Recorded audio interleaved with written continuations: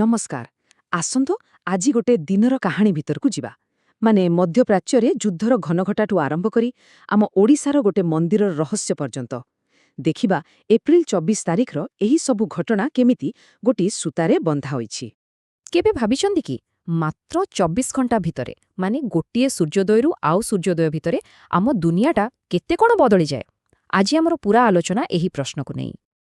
ତେବେ ଆମେ ଆରମ୍ଭ କରିବା ବିଶ୍ୱସ୍ତରରୁ, ଯେଉଁଠି ବଡ଼ ବଡ଼ ଦେଶମାନଙ୍କର ନିଷ୍ପତ୍ତି ପୁରା ଦୁନିଆ ଉପରେ ପ୍ରଭାବ ପକାଏ। ତାପରେ ଆମେ ଧୀରେ ଧୀରେ ଆସିବା ଆମ ନିଜ ଦେଶକୁ, ଆଉ ଶେଷରେ ପହଞ୍ଚିବା ଆମ ରାଜ୍ୟର କିଛି ଘଟଣା ପାଖରେ। ଚାଲନ୍ତୁ ଦେଖିବା ଏହି ସବୁ କାହାଣୀଗୁଡ଼ିକ ଶେଷରେ କେମିତି ପରସ୍ପର ସହ ଯୋଡ଼ି ହେଉଛି। ତେବେ ଆସନ୍ତୁ ପ୍ରଥମେ ନଜର ପକାଇବା ବିଶ୍ୱ ମଞ୍ଚ ଉପରେ। ଦେଖିବା ସେଦିନ ମାନେ ଏପ୍ରିଲ 24 ତାରିଖରେ କେମିତି ଗୋଟିଏ ପଟେ ଉତ୍ତେଜନା ବଢ଼ୁଥିଲା ଆଉ ଅନ୍ୟପଟେ ବଡ଼ ବଡ଼ ଆର୍ଥିକ ନିଷ୍ପତ୍ତି ବି ନିଆଯାଉଥିଲା। ହଁ, ତେବେ ସେଦିନ ମଧ୍ୟପ୍ରାଚ୍ୟରେ ପରିସ୍ଥିତି ବହୁତ ଗମ୍ଭୀର ଥିଲା। ଗୋଟେ ପଟେ ଲେବାନନରେ ଅସ୍ଥିରତା ଲାଗି ରହିଥିଲା, ଆଉ ଅନ୍ୟପଟେ ଦୁନିଆର ସବୁଠୁ ଗୁରୁତ୍ୱପୂର୍ଣ୍ଣ ସାମୁଦ୍ରିକ ରାସ୍ତା ହର୍ମୁଜ ପ୍ରଣାଳୀରେ ଗୋଟେ ବଡ଼ ଧରଣର ସାମରିକ ସଙ୍କଟର ଆଭାସ ମିଳୁଥିଲା। ଆଉ ଦେଖନ୍ତୁ, এই ଟେନସନ୍ କେବଳ କଥାବାର୍ତ୍ତାରେ ସୀମିତ ନଥିଲା, ଆକ୍ସନ୍ ବି ଦେଖିବାକୁ ମିଳୁଥିଲା। ଯେମିତିକି ଆମେରିକା ହଠାତ୍ ନିଜ ନାଗରିକମାନଙ୍କୁ କହିଲା, ଲେବାନନ ଛାଡ଼ିଦିଅ। ଭାରତ ଆସୁଥିବା ଜାହାଜକୁ ଜବତ କରି ନିଆଗଲା। ଏପରିକି ବେରୁଟ୍ ଏୟାରପୋର୍ଟର ରାସ୍ତା ବି ବନ୍ଦ କରିଦିଆଗଲା। ତେଣୁ ଏସବୁ କିଛି ଅଲଗା ଅଲଗା ଘଟଣା ନଥିଲା, ବରଂ ଗୋଟିଏ ବଡ଼ ସଙ୍କଟ ଆଡ଼କୁ ଇସାରା କରୁଥିଲା। ତେବେ ଏ ସଙ୍କଟର ମୂଳ କାରଣ କ'ଣ? କେନ୍ଦ୍ରରେ ଥିଲା ଦୁଇଟା ପୂରାପୂରି ଅଲଗା ଦୃଷ୍ଟିକୋଣ। ଆମେରିକା କହୁଥିଲା ସେମାନେ ସାମୁଦ୍ରିକ ସୁରକ୍ଷା ପାଇଁ ଏସବୁ କରୁଛନ୍ତି, କିନ୍ତୁ ତେହେରାନର କହିବା କଥା ହେଲା ଏହା ତା ନିଜ ପାଣିରେ ଏକ ବେଆଇନ ହସ୍ତକ୍ଷେପ। ଆଉ ଏ ଦୁଇଟା କଥା ଭିତରେ ହିଁ ପୁରା ବିବାଦଟା ବଢ଼ିବାରେ ଲାଗିଥିଲା।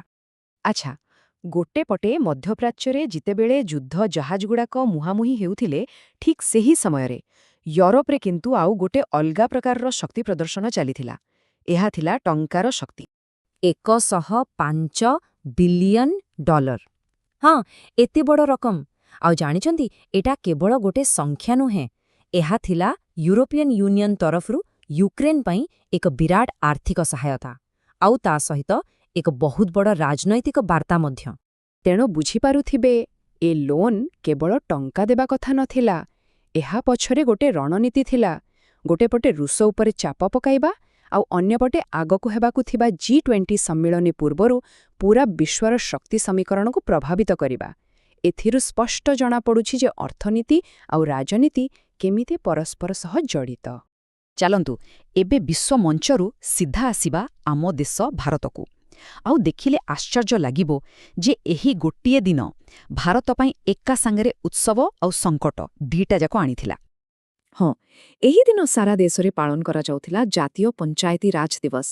ଏହାକୁ ଆମେ ଗଣତନ୍ତ୍ରର ପ୍ରକୃତ ଉତ୍ସବ ବୋଲି କହିପାରିବା। କାରଣ ଏହି ଦିନ ହିଁ ଶାସନ କ୍ଷମତାକୁ ଦିଲ୍ଲୀରୁ ଆଣି ଗାଁ ଗହଳିରେ ଲୋକଙ୍କ ହାତରେ ଦେବାର ସେହି ଐତିହାସିକ ନିଷ୍ପତ୍ତିକୁ ମନେ ପକାଯାଏ। କିନ୍ତୁ ଯେମିତି ମୁଁ କହିଲେ, ଉତ୍ସବର ଏହି ମାହୋଲ ଭିତରେ ରାଜନୀତିର ପାରା ବି ବହୁତ ଉପରକୁ ଚଢ଼ି ଯାଇଥିଲା।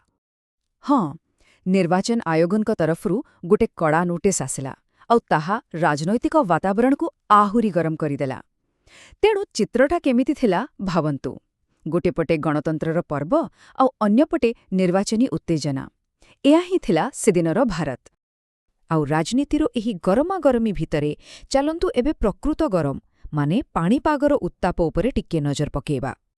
ଆଉ ଏଇଟା କିଛି ସାଧାରଣ କଥା ନୁହେଁ। ଦେଶର ଗୋଟେ ବହୁତ ବଡ଼ ଅଞ୍ଚଳ ଏକ ଗମ୍ଭୀର ପରିବେଶଗତ ସମସ୍ୟା ସହିତ ଲଢ଼ୁଥିଲା। ଭାବନ୍ତୁ, ଗୋଟେ ପଟେ ରାଜନୈତିକ ଟେନସନ୍, ଆଉ ତା ସାଙ୍ଗକୁ ପ୍ରକୃତିର ଏହି ପ୍ରକୋପ। ଲୋକଙ୍କ ଜୀବନ କେତେ ପ୍ରଭାବିତ ହେଉଥିବ। ଚାଲନ୍ତୁ ଏବେ ଆମେ ଆମର ଫୋକସ୍କୁ ଆହୁରି ଛୋଟ କରି ସିଧା ଆସିବା ଆମର ନିଜ ରାଜ୍ୟ ଓଡ଼ିଶାକୁ। କାରଣ ଏଠି ବି ସେହି ଗୋଟିଏ ଦିନରେ ଇତିହାସ ଆଉ ବର୍ତ୍ତମାନର ବଡ଼ ବଡ଼ ଘଟଣା ସବୁ ଏକା ସାଙ୍ଗରେ ଘଟୁଥିଲା। ସେଦିନ ଓଡ଼ିଶାରେ ଇତିହାସରେ ଏକ ନୂଆ ଅଧ୍ୟାୟ ଯୋଡ଼ି ହେଉଥିଲା କହିଲେ ଭୁଲ ହେବନି। ଆମ ବିଶ୍ୱପ୍ରସିଦ୍ଧ କୋଣାର୍କ ମନ୍ଦିରର ଗୋଟେ ବଡ଼ ରହସ୍ୟ ଉପରେ ପର୍ଦ୍ଦା ହଟାଇବାର କାମ ଆରମ୍ଭ ହେଲା। କାମଟା କ'ଣ ଜାଣିଛନ୍ତି? 100 ବର୍ଷରୁ ବି ଅଧିକା ସମୟ ଧରି ଯେଉଁ ଜଗମୋହନ ଭିତରେ ବାଲି ଭର୍ତ୍ତି ହୋଇ ରହିଥିଲା, ସେହି ବାଲିକୁ ବାହାର କରିବା। ଏହା ପ୍ରକୃତିରେ ଆମ ଐତିହ୍ୟକୁ, ଆମ ଅତୀତକୁ ସୁରକ୍ଷିତ ରଖିବାର ଏକ ବହୁତ ବଡ଼ ପ୍ରୟାସ ଥିଲା। କିନ୍ତୁ ଗୋଟେ ପଟେ ଯେତେବେଳେ ଇତିହାସକୁ ସଜାଡ଼ିବାର ଏତେ ବଡ଼ କାମ ଚାଲିଥିଲା, ଠିକ୍ ସେତେବେଳେ ବର୍ତ୍ତମାନର ଏକ କଠୋର ସତ୍ୟ ସାମ୍ନାରେ ଠିଆ ହୋଇଥିଲା। ଆଉ ସେ ସତ୍ୟଟା ହେଉଛି ଏହି ସଂଖ୍ୟା 42 ଡିଗ୍ରୀ ସେଲ୍ସିୟସ୍। ଫରକଟା ଦେଖନ୍ତୁ, ଗୋଟେ ପଟେ ଲୋକେ ଆମ 1300 ଶତାବ୍ଦୀର ଐତିହ୍ୟକୁ ବଞ୍ଚିବା ପାଇଁ ଲାଗିଛନ୍ତି, ଆଉ ଅନ୍ୟପଟେ ସେହି ଲୋକମାନେ ହିଁ ବର୍ତ୍ତମାନର ଏହି ପ୍ରଚଣ୍ଡ ଗରମ ସହିତ ଲଢ଼ୁଛନ୍ତି। ଇତିହାସ ଆଉ ବର୍ତ୍ତମାନର ଏଇ ଲଢ଼େଇଟା ବହୁତ ସ୍ପଷ୍ଟ ଥିଲା ସେଦିନ। ତେବେ କଥା କେବଳ ଇତିହାସ ଆଉ ପାଣିପାଗରେ ସରୁନି।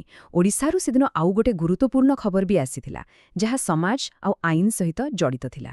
ମାନେ ଗୋଟେ ପଟେ ଅତୀତକୁ ସଜାଡ଼ିବା ଆଉ ବର୍ତ୍ତମାନ ସହ ଲଢ଼ିବା ଭିତରେ ରାଜ୍ୟ ନିଜ ଭବିଷ୍ୟତ ପାଇଁ ବି ଚିନ୍ତା କରୁଥିଲା।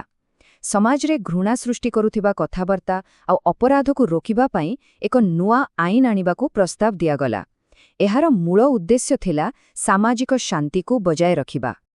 ତେବେ ଏତେ ସବୁ କଥା ଜାଣିବା ପରେ ଚାଲନ୍ତୁ ପୁଣି ଥରେ ପଛକୁ ଫେରି ପୂରା ଚିତ୍ରଟାକୁ ଏକାଠି ଦେଖିବା ଆଉ ଏହି ସବୁ ଅଲଗା ଅଲଗା ଘଟଣାକୁ ଯୋଡ଼ିବାକୁ ଚେଷ୍ଟା କରିବା। ତାହେଲେ ଦେଖିଲେ, ଏହା ହିଁ ଥିଲା ଗୋଟିଏ ଦିନର କାହାଣୀ। କେଉଁଠି ବିଶ୍ୱ ରାଜନୀତିର ବଡ଼ ବଡ଼ ଖେଳ, ତ କେଉଁଠି ଆମ ଦେଶର ଉତ୍ସବ ଆଉ ଉତ୍ତେଜନା, ଆଉ ଶେଷରେ ଆମ ଓଡ଼ିଶାରେ ଅତୀତକୁ ବଞ୍ଚାଇବାର ପ୍ରୟାସ ଆଉ ବର୍ତ୍ତମାନର ଗରମ ସହିତ ଲଢ଼େଇ। ଏ ସବୁ କିଛି ଗୋଟିଏ ଦିନରେ ଏପ୍ରିଲ 24 ତାରିଖରେ ଏକା ସାଙ୍ଗରେ ଘଟି ଚାଲିଥିଲା। ଏସବୁ ଦେଖି ସାରିବା ପରେ ଶେଷରେ ମନରେ ଗୋଟିଏ ହିଁ ପ୍ରଶ୍ନ ଆସୁଛି। ଦୁନିଆର ବଡ଼ ବଡ଼ ଖବରଠାରୁ ଆରମ୍ଭ କରି ଆମ ନିଜ ସହରର ତାପମାତ୍ରା ପର୍ଯ୍ୟନ୍ତ ଏହି ସବୁ ଘଟଣା ଭିତରୁ ପ୍ରକୃତରେ କେଉଁ କଥାଟା ଆମ ଜୀବନକୁ ସବୁଠୁ ବେଶି ଛୁଇଁଥାଏ? ଏହା ଭାବିବା କଥା।